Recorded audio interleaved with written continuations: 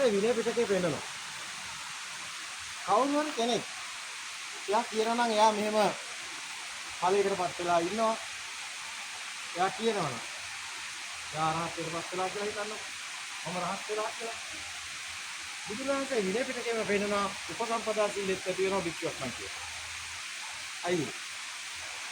අයි විනය පිටකේ පෙන්නන්නේ මේ නැති ඵලයක් කතා කිරීම තුළ උපසම්පදා සීලය අයින් වෙනවා. භික්ෂුත්වය නැති වෙනවා කියන්නේ. භික්ෂුත්වයක් නැහැ නේද?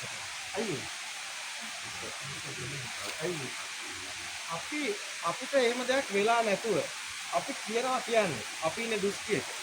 ඒක අතිශයින් භයානක මිත්‍යා දෘෂ්ටියක්.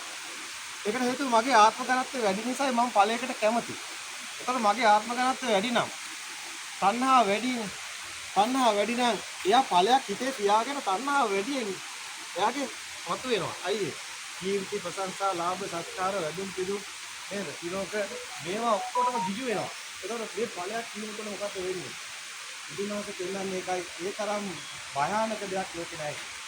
බුදුනාහස මේක නිසා කියනවා මිත්‍යා දෘෂ්ටිය තරම් භයානක දෙයක් ලෝකේ නැහැ. අතිශය භයානක. ඒ නිසා විනය පිටකේ දාලා තියෙනවා ඵල ගැන කියන්නේ. අත්තම කිව්වොත් මේකේ විනය පිටකේ තියෙන තව හේතුවක් තියෙනවා. ඒක තමයි මේක ඵලයක් නැහැ. ඒක තේරුම් ගන්න අවසානයේ එන්නේ. එදාට යා තේරුම් ගන්නවා මේක මිනිස්සු විතර ඵලයක තියෙන කෙනෙක් ඉන්නවා. මේක එහෙම නෑ.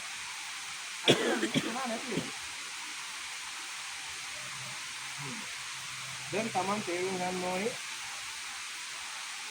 භයානකකම අභ්‍යන්තරයේ Tamanට තමන් අවංකව තමන්ගේ ස්වභාවය හඳුනගෙන මේක නිහතමානීව යන ගමන උඩපැනපැන යන්න පුළුවන් එකක් නෙමෙයි. Taman නිහතමානී වෙන්න ඕනේ Tamanට. Taman දකින්න ඕනේ Tamanගේ අසරණකම. අපි ඇත්ත දන්නේ නැත්නම් අපි අසරණයි. අසරණේ සාමාන්‍යයෙන් බැගාපත් වෙලා බාහ්‍ය තාපස්තුමා වුණා කියනවා. අනේ ස්වාමීනි මට එක බණ පදයක් කියන්න ස්වාමීනි මගේ ඊගාමෝත මොනවද දන්නේ නැහැ. බාහ්‍ය දෙච්ච පාටේ වදිනවා. ආයි බාහ්‍ය කියනවනේ. අනේ ස්වාමීනි මට ඊගාමෝත මොන හරි කරදරයක් වුණොත් මොකද වෙන්නේ? මට එක බණ පදයක් කියන්න.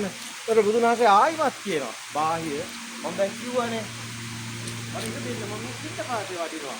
අන්තරකාරියනවා. ආයිමත් බාහ්‍ය තාපස්තුමා. ස්වාමීනි මගේ ඊගාමෝතේ ඔබ වහන්සේ දැන් යාට කොයිතරම් ඒතර බීතියක් තියෙනවද? ඒ ඊගාමෝතේ නැති වෙයි කියන එකමයි යාට දැනෙන්නේ. නැතිවත් එහෙම මට මොකද වෙන්නේ? යා ඒක ප්‍රශ්නේ හරි.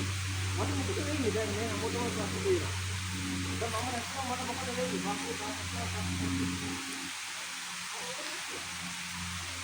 අන්න බාහිර දැනගැනීම තියෙන භයානකම බාහ්‍ය තාපස්තුමාට තේරෙනවා.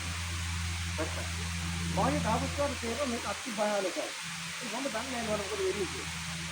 ඒතර බාහ්‍ය තාපස්තුමාට මේක විශ්ව ගන්න ඕනේ. අත්තරම ස්වාමීන් මට මොකද වෙන්නේ? අන්න බුදුන් වහන්සේ තුන්වෙනි අතාවත් දෙන අයිතිලි කරනකොට මහා කරුණාවක් තියෙනවා. එහෙනම් බාහිර ආගම. බාහ්‍ය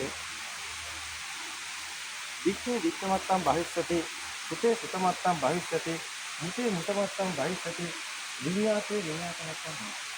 දැන් අතර මේක බැලුවාම දැන් මේකේ අපි දන්නවා දුටුවානම් දුටුවා කමුණු කියන්නේ. එතන දෙයක් නැත්නම් දින්නක් ඇතිවෙලා ගන්න. එතන වෙන දින්නක් කියනවා දෙයක් කියලා කියන්නේ. මේ දෙයක් කියලා කියන්නේ දින්නක. අතුනේ මේ මොකුත් නැති වෙනකන් නෙමෙයි. නැති වෙන්නේ සමාජයේ හිතේ තියෙන ආත්ම දින. ඒක අයිත් බාහ්‍ය ඡායන කාලයක් මොක ඔයපු කෙනෙක්. බාහ්‍යට මේක ප්‍රශ්නයක්. ඒතර බාහ්‍ය දන්නවා මේක කියපු ගමන් මේ දෙයක් නැහැ කියන්නේ මේ දින නැති වෙන කියන්නේ. බාහ්‍ය දන්නවා. බාහ්‍ය කියන්නේ තාපසවරේ. එයා බොරුවට රහත් කියලා කියපු කෙනෙක්. හොර රහතේ. එයාට මිනිස්සු සත්කාර කළා. එයා බාහ්‍ය දාරු පීරි කියලා අපි කියන්නේ. එයා ඇඳුම් එහෙම හිටිය අර නිගන්තෝ ඉන්න විදිහට පතුරු ටිකක් දාලා වහගෙන ඒ මිනිස්සු කිව්වා රහතෙක් කියලා මිනිස්සු ඩයිවි බෝග දෙයක් දුන්නා. ඒක හොර රහතෙක් කියලා රඟපෑවා. ඒකෝට මිනිස්සු හැමදාම එයාට දෙනකොට එයා දන්නවා බොරු කරන්නේ කියලා. එයා රවට්ටනවා. ඒකයි කියන්නේ අපි බොරු කළා හරියන්නේ නැහැ කියලා. ඒක බාහ්‍ය දන්නවා මම එයා බොරු කරන්නේ කියලා. එයා දන්නවා මම රහතෙකුත් නෙමෙයි. මට තාම කෙලස් තියෙනවා. මට මන් දා හුස්මට ඉද්දොත් එහෙම මම ඉස්සාවේ දිගටම වැටෙනවා. මේක මම ඉස්සද ගන්න ඕනේ. නැත්නම් මිනිස්සු අත්තර ඩයිවි බෝග දෙනවා ඒක අතර දාලා හොරෙන් එන්න බෑ. බඩල එන්න. ඉතින් මේක මේක හොයාගන්න. අත්ත හොයා. එතකොට දැන් බාහ්‍ය තාපස්තුමාට ඔක කියනකොට දුටුවා පමණ කියනකොට දුටු දෙයක් නැත්තම් දුටු කෙනෙක් නැහැ කියනකොට බාහිර මොකද්ද දැන් කියලා තියෙන්නේ. මෙතන කෙනා හඳුනගන්නේ.